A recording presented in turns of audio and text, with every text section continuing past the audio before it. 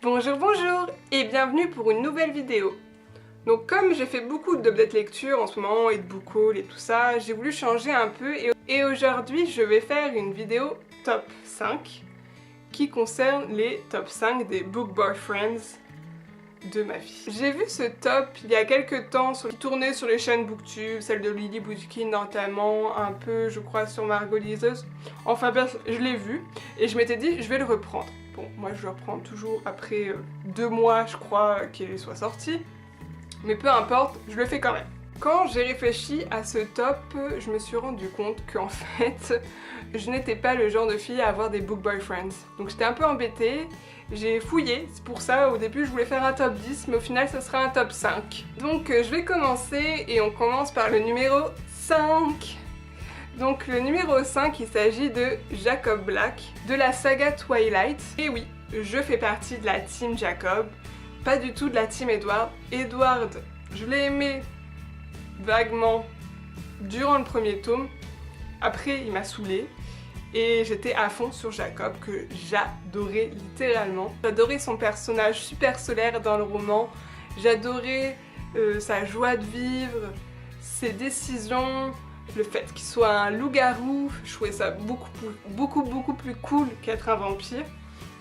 Et j'étais tellement déçue que Bella choisisse Edward, qui est lunatique au possible, alors qu'il y a quelqu'un comme Jacob qui est un soleil vivant. J'ai pas compris. Et puis il est indien, il a les cheveux longs, il est brun, il a une peau couleur caramel.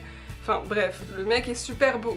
J'ai d'ailleurs été très déçue de l'adaptation filmographique parce que je ne voyais pas du tout Jacob comme Tyler Lautner qui l'a figuré à l'écran, et moi je ne voyais pas du tout quelqu'un comme lui. Je voyais quelqu'un avec un visage assez fin finalement, alors que Tyler Lautner a quand même un nez assez prononcé, un visage assez carré. Mais pour moi, dans la saga Twilight, ça reste mon préféré de loin. En numéro 4, on retrouve un des personnages de Harry Potter, mais pas ce qu'on pourrait croire.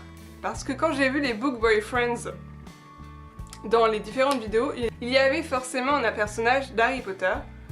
Et effectivement, pour moi aussi, parce que Harry Potter, ça a quand même versé une grande partie de mon adolescence, étant donné que je suis née en 1991, le premier tome est sorti, je crois, en 98, un truc comme ça, je sais plus. Et j'ai commencé à les lire quand j'étais en primaire encore, et le dernier est sorti quand j'étais au lycée.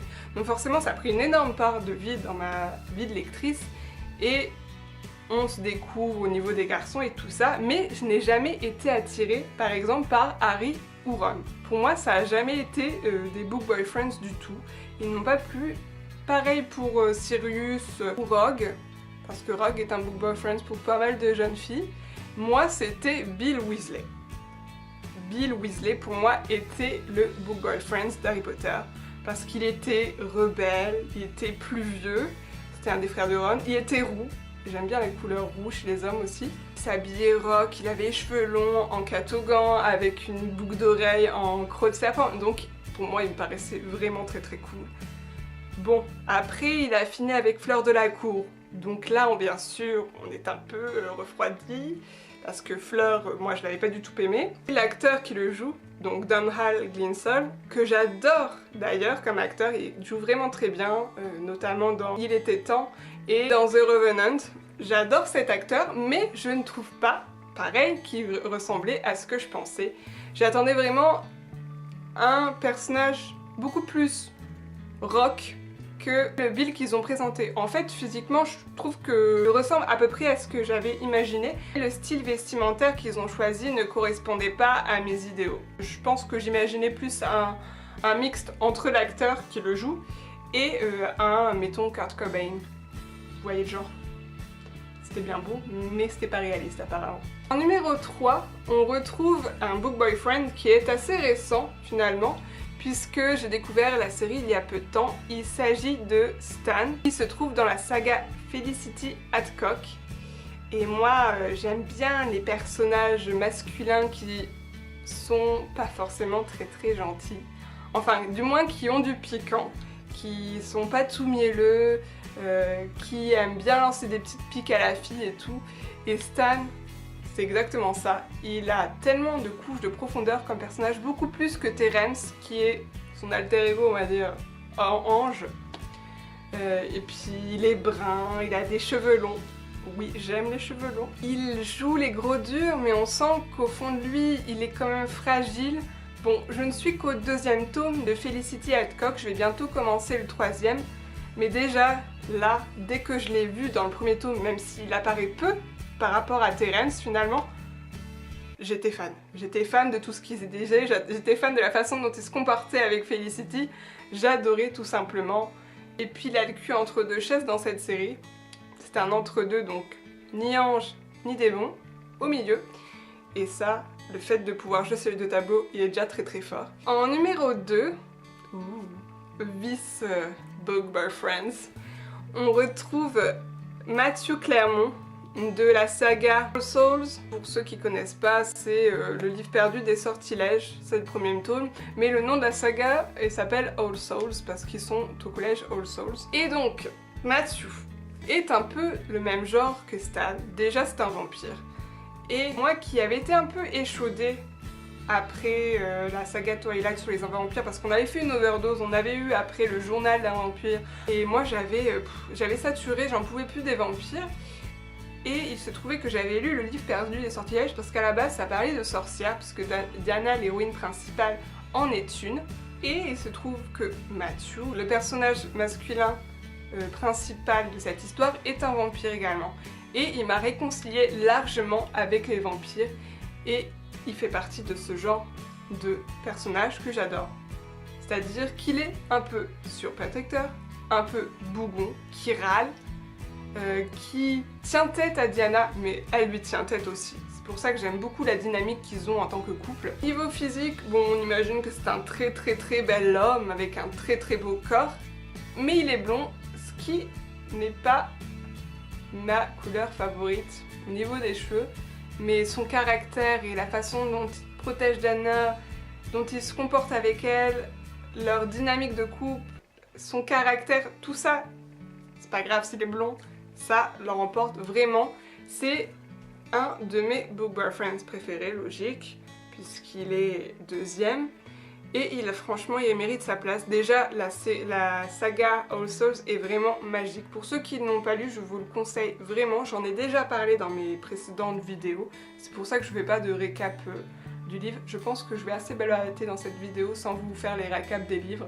Je sais pas quoi dire parce que je l'aime vraiment. Je me le représente comme un personnage masculin avec un visage avec quand même un peu des traits fins, mais avec une mâchoire prononcée, avec le bel angle.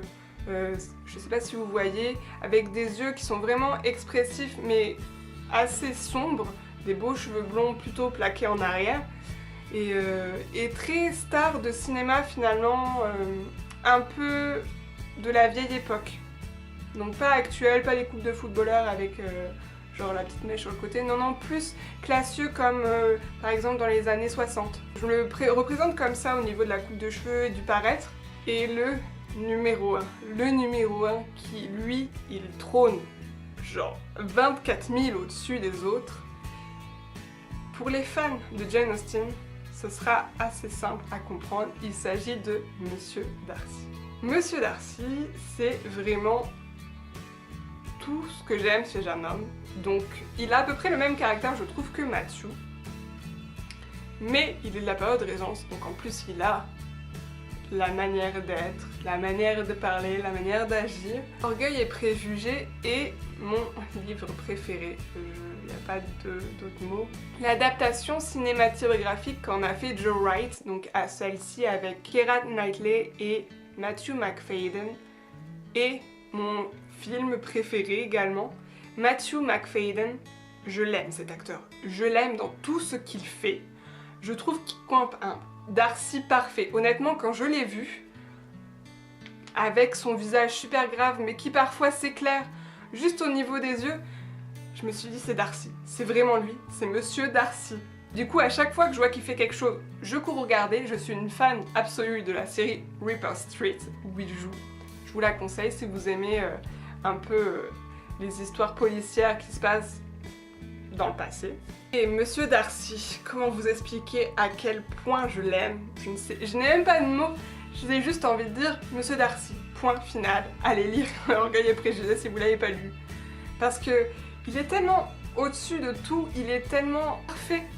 Pas parfait, il a pas un caractère parfait, on le sait justement, c'est Orgueil et Préjugés, il a des préjugés, il a un orgueil. Mais finalement, il a un cœur tellement gros, on le voit dans l'histoire, que sous ses aspects assez austères, il est super. Il est vraiment super. Il est beau. Puis voilà. Je suis fan de lui depuis toujours. Voilà.